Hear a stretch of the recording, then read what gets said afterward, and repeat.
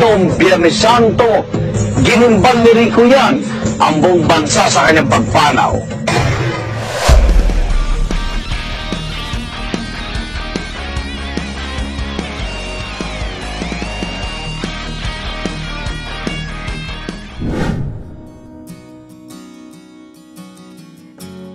Naalala niyo pa ba ang mga pelikula gaya ng Mahal na Mahal Kita, Got to Believe in Magic, Mula sa Puso the Movie at marami pang iba na noon ay nagpakilig sa mga batang lumaki nung dekada 90. Isa nga din sa gumanap at talagang hinangaan natin ay ang mati ni idol na si Rico Yan. Ngayon ay kikilalanin natin siya sa maiksing talakayan na ito. Sino nga ba si Rico Yan? Ano ang kanyang naging legasiya sa mundo ng showbiz? Pag-uusapan din natin ang naging relasyon nila ng dati niyang nobya na si Claudine Barreto. Bakit nga ba sila nagkahiwalay? Tatalakayin din natin sa bidyong ito kung ano ang tunay na dahilan ng kanyang biglaang pagpanaw. Totoo bang related ito sa droga? Kung bago ka pa lang sa aking channel, ay hinihiling kong mag-subscribe ka na. Pindutin mo na rin ang notification bell upang updated ka sa mga video na gaya nito. Let's go! Si Ricardo Carlos Castro Yan o mas kilala natin bilang si Rico Yan ay pinanganak noong March 14, 1975 sa Medical City sa Pasig. Pangatlo siya sa 4 na magkakapatid. Si Rico ay nagmula sa pamilya ng mga sundalo at negosyante. Ang kanyang tatay ay isang Pilipino-Chinese na si Ginoong Ricardo Yan Sr. At ang kanyang ina naman ay isang Ilocana na si Ginang Teresita Castro Yan.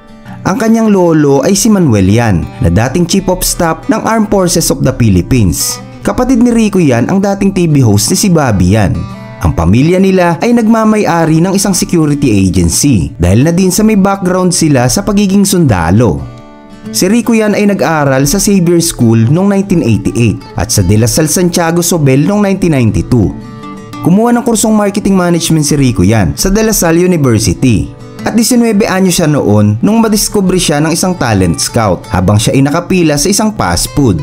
At inalok siya nito kung gusto niya maging isang commercial model na kaagad naman niyang tinanggap. Ayon nga sa nakadiscover kay Rico, nang sinamahan daw siya nito sa audition ay tuwang-tuwa nga daw yung head ng mga talent dahil isang ngiti at kindat lang daw ni Rico ay tinanggap na kaagad ito at hindi na dumaan sa screening. Ako siya doon sa kabilang stasyon. Okay? So yung head doon ng mga talents, tuwa sa kanya, pinundatan ka agad ako na parang okay ka agad, wala nang screening. At sa di kalaunan ay naging top commercial model siya sa Cosmopolitan Modeling Agency. Ang una niyang paglabas sa TV ay sa patalastas na Master Facial Cleanser noong 1995. Noong mga panahon na yon ay hit na hit ang commercial na ito. At dito na nga nauso ang mga salitang sekreto ng mga gwapo. Dito na rin nagsimula na hangaan si Rico Yan. Nakasama din siya sa Star Circle Batch 1 at napasabak sa TV variety show na ASAP. Taong 1996 ay nang tuluyan ng pinasok ni Rico Yan ang mundo ng showbiz. Lumabas siya sa palabas na gimmick, Mara Clara, Maalaala Mo Kaya, Star Drama at Telesine Special. At sa taong ding iyon ay nang mapasabak siya sa mga pelikula gaya ng Radio Romance, Madrasta at Ama Ina Anak. Naging host din si Rico sa Sanlinggo na Po Sila. Pero ang pinakamalaking break ni Rico Yan ay nang gumanap siya bilang Gabriel Maglayon sa teleserye na Mula sa Puso kasama si Miss Claudine Barreto. At tumagal ang palabas na ito ng mahigit na 2 taon at nagkaroon pa ito ng movie version. Noong mga panahon na yun ay talagang naging patok na patok ang tambalang Rico at Claudine. At isa na din sa tinilian ng mga kababaihan kay Rico Yan ay ang kagandahan nitong lalaki, dimple at mga ngiti na makalaglag panty. Kinilala din ng ating bida bilang mati ni idol ng bansa.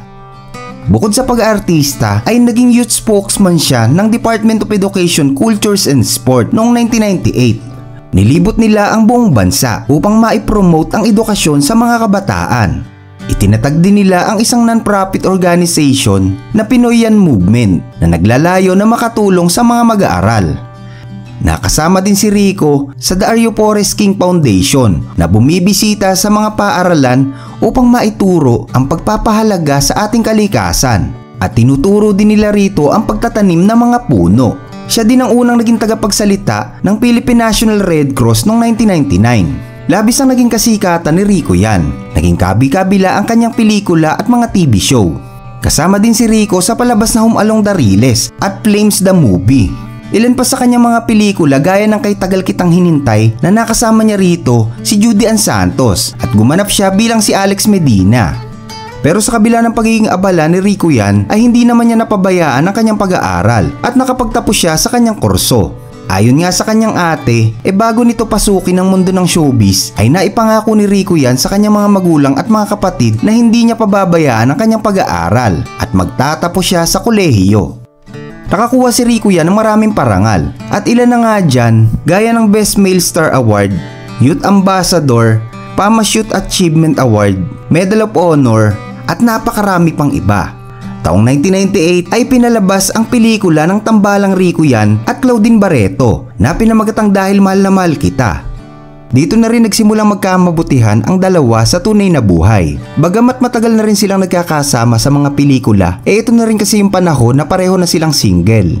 Mabilis na nahulog si Rico kay Claudine Barreto dahil ayon sa mga nakasaksi ay likas ang pagiging maalaga at malambing nito. Noong March 4, taong 1998 ay naging magkasintahan ang dalawa. Palaging nireregaluhan at sinusorpresa ni Rico Yan si Claudine, lalo na pagka ito'y nalulungkot. At ibinabalik naman ni Claudine Barreto ang kanyang pagmamahal sa pamamagitan ng pagluluto. Naging maayos ang relasyon ng dalawa at itinuring nga silang ideal couple ng kanilang mga fans. Iniisip na rin ng publiko na sila na talaga ang magkakatuluyan at inilarawan na din ni Claudine Barreto na balang araw ay si Rico Yan na ang kanyang magiging perfect husband. Pero laking gulat ng lahat na sa mismong araw ng kanilang anibersaryo noong March 4, 2002 ay pumutok ang balita na ang dalawang magkasintahan na ito ay naghiwalay na. Noong mga panahon na yon ay walang mag-aakala na maghihiwalay ang dalawa dahil nga sweet na sweet pa sila sa TV habang ipinopromote ang ipapalabas nilang pelikula na Got to Believe. Pero hindi alam ng mga tagahanga na ang dalawang ito ay matagal lang nagkakaproblema. Pero ayon kay Rico Yan, sa loob ng 4 na taon nilang relasyon ay punong-puno ito ng mga sorpresa, magic at dedikasyon. Subalit ang kanila palang mga awayan ay tinago lang nila sa publiko dahil na din sa kanilang mga proyekto. Ngunit noong March 29, 2002, araw ng Biyernes Santo noon, ilang linggo lamang matapos ang kanilang hiwalayan ay namatay si Rico Yan habang ito ay nagbabakasyon sa Dos Palmas sa Palawan. Kasama din niya noon ang kanyang kaibigan na si Dominic Ochoa at ito pa nga ang nakatuklas na si Rico ay hindi na humihinga at wala ng buhay noong bandang alas 9 ng umaga. Walang nag-aakala sa biglaang pagpanaw ng aktor dahil di umano ay masiglang-masigla pa ito noong gabi na bago ito bawian ng buhay. At kinanta pa nga raw ni Rico sa kasiyahan ang kantang Fallen For You at Got to Believe na dedicate daw niya sa dati niyang nobya. Ayon nga sa pahayag ni Dominic ay nung oras na magkasama sila bago bawian ng buhay si Rico ay masayang masaya daw ito. At nung gabi bago ito matulog ay sinabi pa nito ang mga katagang "This is the best time in my life."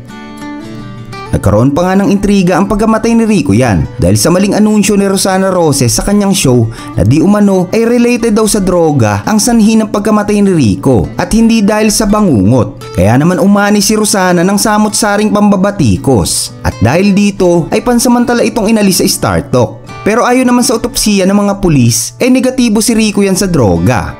Base naman kay Claudine Barreto sa kanyang interview noong March 31, 2002 ay inamin nito na ang dahilan ng kanilang paghihiwalay ay dahil sa away nila na nagsimula lamang sa isang maliit na issue. Pero nung huli naman daw silang nagkausap sa telepono ay nagkasundo naman daw sila.